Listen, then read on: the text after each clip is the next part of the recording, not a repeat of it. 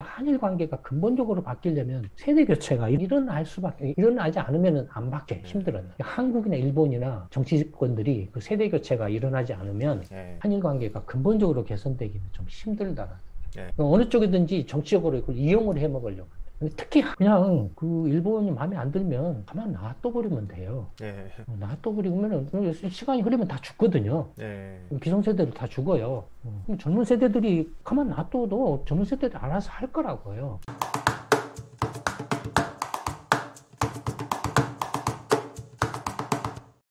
대단히 감사합니다. 시민주도 정치 물갈이 이순신 프로젝트 8월 17일 방송입니다. 오늘도 김광수 소장님을 모셨습니다. 안녕하세요, 소장님. 네, 안녕하세요. 예, 소장님 어떤 주제로 먼저 시작할까요? 이제 그저께 이제 8.15 광복절이었잖아요. 예.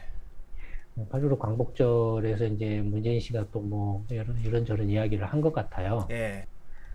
그다음에 뭐 저기 홍범도 장군도 뭐 이렇게 송환했다 뭐 그런 기사도 난 것 같고. 예.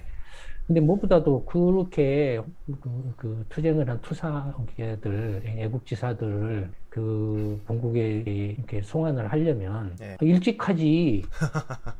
내나 이제 지금까지 펀펀히 이렇게 촌 놀고 자빠졌다가 물러날 때쯤 돼가지고 이렇게 위에 송환한다고 이렇게 뭔가 그 묘지를 한국으로 이제 이렇게 한다고 쇼 부리는 게 그것도 참 이렇게 뭐라 할까요? 좀 어처구니가 없고 어이가 없는 느낌이 들기도 하고요. 예. 근데 무엇보다도 8.15 광복절에서 이제 뭐 이런저런 이야기 하는데 특히 이제 일본하고 관계가 지금 망가졌잖아요. 예. 거기에 대해서 이제 또 뭐라고 말을 했죠, 문재인 씨가. 예. 근데 전에도 제가 이런 말씀을 드렸던 기억이 있어요. 벌써 여러 번 이야기를 했던 것 같아요. 전에도. 어떤 예. 이야기를 했냐면, 지금 이제 일본 관련해서는 기성세대들, 적어도 이제 과거 이제 일제 식민지 시대를 겪었던 세대, 그러니까 나이 든 세대죠. 지금 식민지 시대를 겪은 세대 같으면은 벌써 나이가 이제 뭐 7순, 8순, 9순, 뭐 이렇게 나이 드신 분들이나 아니면 이제 그 일제 시대, 식민지 시대를 겪지 않았지만은 해방되고 나서 이제 그 군사정권 내지는 독재정권 시절을 겪었던 그런 세대들을 이제 보통 이제 그 세대들이 이제 뭐 한 50대, 60대 뭐 이런 세대 이상 되는 세대들이죠. 지금 이제 40대만 해도 1980년에 태어난 그나 1970년에 태어난 세대들이잖아요. 넓게 보면은 그 40대까지가 이제 기성세대하고 이제 뭐 신세대라 그럴까? 경계선으로 이렇게 구분 지을 수가 있죠. 그렇게 보면은 기성세대들은 그러니까 일제시대에 태어난 세대들이나 이제 그 독재정권 시절에 군사 독재정권 시절까지의 이제 청년 시절을 보낸 그런 세대들, 그러니까 50대 이상 그 세대들의 경우에는 사실 일본에 대해서 굉장히 패배의식이나 열등감을 가지고 있어요. 그러니까 왜냐면은 한국의 그 성장 모델이 일본이었거든요. 그렇죠. 일본은 이렇게 경제적으로 어떻게든지 좀 이렇게 보고 배우려고 하고 따라서 이렇게 흉내내려고 하고 그다음에 80년대, 90년대까지만 해도 일본한테 정말로 이렇게 쪽을 못 썼죠. 2000년대 들어와서 초반까지도 그랬다가 이제 2010년 이후부터 조금 뭔가 이제 변화가 있었죠. 근데 어쨌든 그 기성세대들은 일본에 대해서 엄청난 뭐라 할까요? 패배의식이나 열등감들이 있어요. 열등감들이 있어요. 일본에 대해서 그런 것들을 경험한 세대들은 굉장한 의식적이든 무의식적인 그런 패배의식이나 말할 수 없는 열등감을 가지고 있어요. 문재인 씨나 더불어민주당이나 이런 사람들 정치권이 되게 지금 50대 이상이잖아요. 태반이 거의 뭐 90% 이상이 그렇잖아요. 이 사람들은 그런 열등감이나 패배의식이 딱 쩔어 있는 사람들이에요. 그러니까 문재인 씨나 조국이나 이런 친구들이 하는 말이 죽창가 들고 싸우자, 이게 투쟁하자라는 거예요. 그때는 패배의식과 열등감의 표출이에요. 그 다음에 다시는 지지 않겠다라는 거예요. 그런 것들의 표출이에요, 지금. 그러니까 이게, 그러니까 이미 이 세대들은, 이 세대들이 어떤 그 정권을 잡아서 국가를 이렇게 경영하는 한에 있어서는 한일 관계를 개선시킬 수 없어요. 이 세대. 일본도 마찬가지예요. 반대로. 반대로라는 게 반대로 기존 세력들이 예, 기성세대들, 이른바 일제 식민지를 이렇게 이끌어왔던 세대들이나 아니면은 이제 식민지 이후에 이렇게 전쟁에서 져가지고 복구를 담당했던 세대들, 저는 복구를 담당했던 세대들이 지금 이제 일본 정치권을 딱 잡고 있거든요. 그러니까 또는 그런 세대들, 그런 연령대 사람들, 뭐, 그도 이제 뭐, 50대, 60대 이상 이런 사람들. 이런 사람들은 한국이나 이런 다른 아시아에 대해서 굉장한 우월감을 가지고 있어요. 우월감을 가지고. 그러니까 이게, 그러니까 아시아에서 이제 그 아시아 국가들이 경제적으로 이제 조금 힘을 얻고 성장을 하게 되면은 그런 문제로 충돌할 수밖에 없어요. 근데 그 중에서 가장 격렬하게 충돌하는 게 지금 한국이에요. 근데 문제는 뭐냐면, 지금의 이제 그 기성세대가 아닌 신세대의 경우에는 일본에 대해서 그런 패배의식이나 열등감이 전혀 없어요.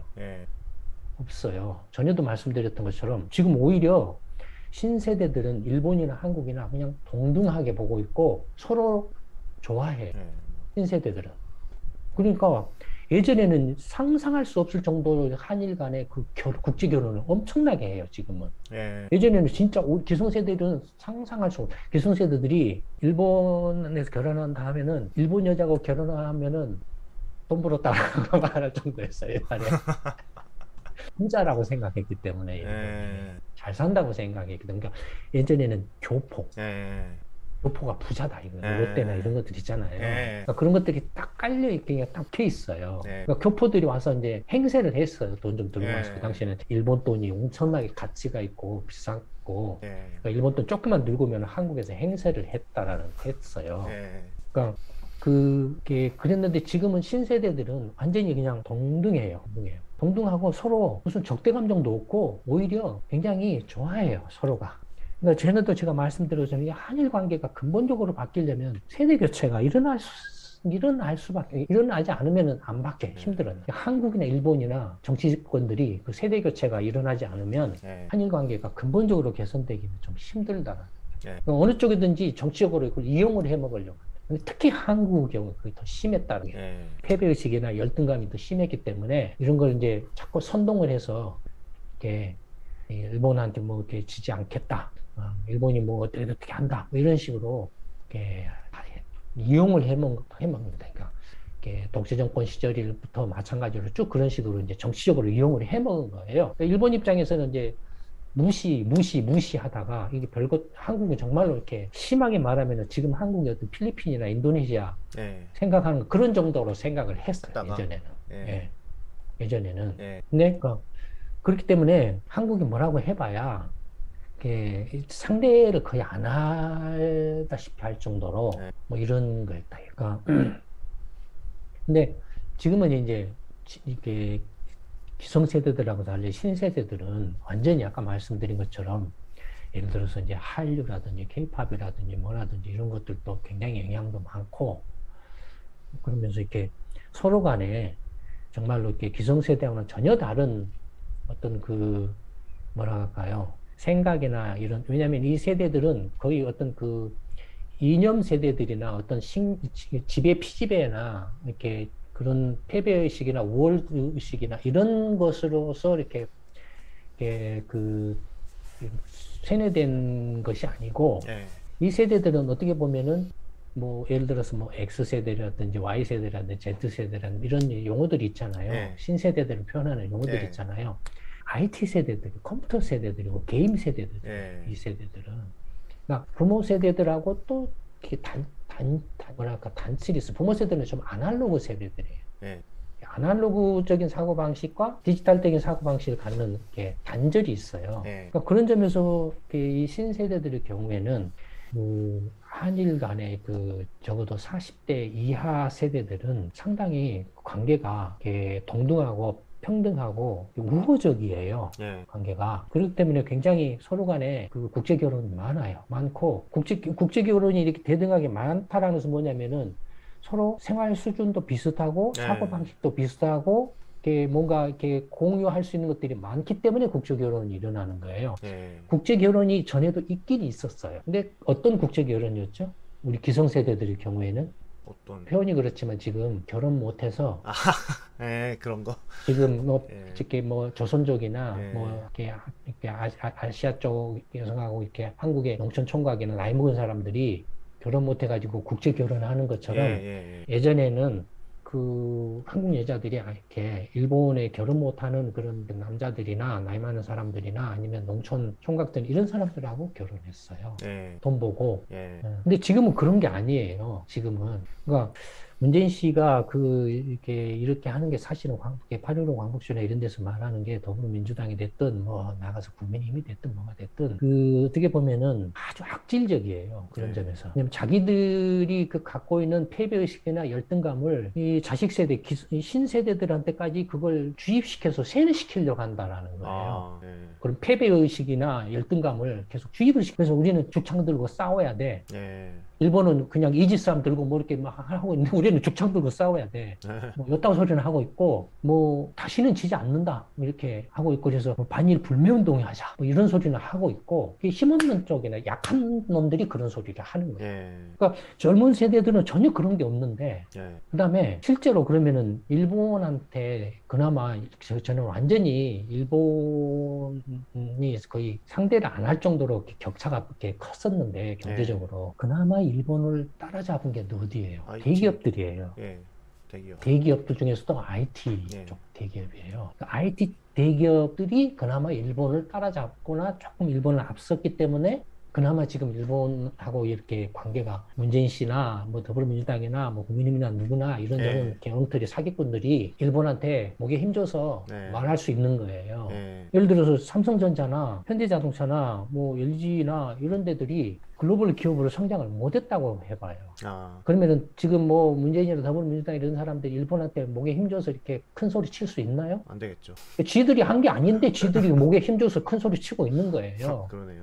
실제로는 대기업들이 그 일본 기업을 따라잡고 앞질러 갈 그 과정들을 아는 사람이라면 처음에는 얼마나 비굴하게 일본에 가서 한 줄 알아요? 대기업들이?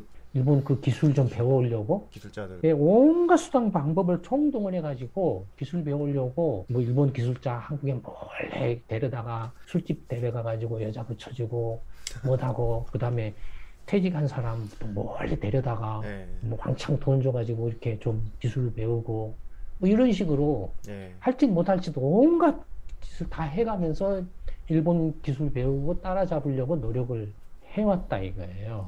그래서 그런 결과로 지금 그나마 이렇게 일본에 대해서 이렇게 IT 쪽 관련해서는 이렇게 앞설 수 있는 그런 계기가 됐다 이거예요. 근데 이걸 마치 그냥 그 쓰레기, 이렇게 완전히 패배의식과 열등감에 쩌는 이런 기성세대들, 정치권이 문재인 씨나 더불어민주당이나 뭐 국민의힘이나 이런저런 기성 정치권들이 그따위 소리를 하면서 하고 있다라는 게 자기들이 갖는 그 패배의식이나 열등감을 그 신세대들, 자식 세대들한테까지도 주입시켜서 열등감과 패배의식을 갖도록 이렇게 세뇌를 시키려고 그래서 주창 들고 싸워라, 불매운동 해라. 요따구 짓거리를 하고 있다. 얼마나 이게 악질적이냐 이거예요. 그냥 그 일본이 마음에 안 들면 가만 놔둬버리면 돼요. 놔둬버리면은 시간이 흐르면 다 죽거든요. 기성세대도 다 죽어요. 그럼 젊은 세대들이 가만 놔둬도 젊은 세대들이 알아서 할 거라고요. 그래서 이런 그 쓰레기들은 빨리 새로운 세대들, 신세대들, 자식 세대들로 자식 세대들이야 젊으니까 뭐 실컷 좋건 미래를 쳐다보고 미래를 바라보고 갈 수밖에 없잖아요.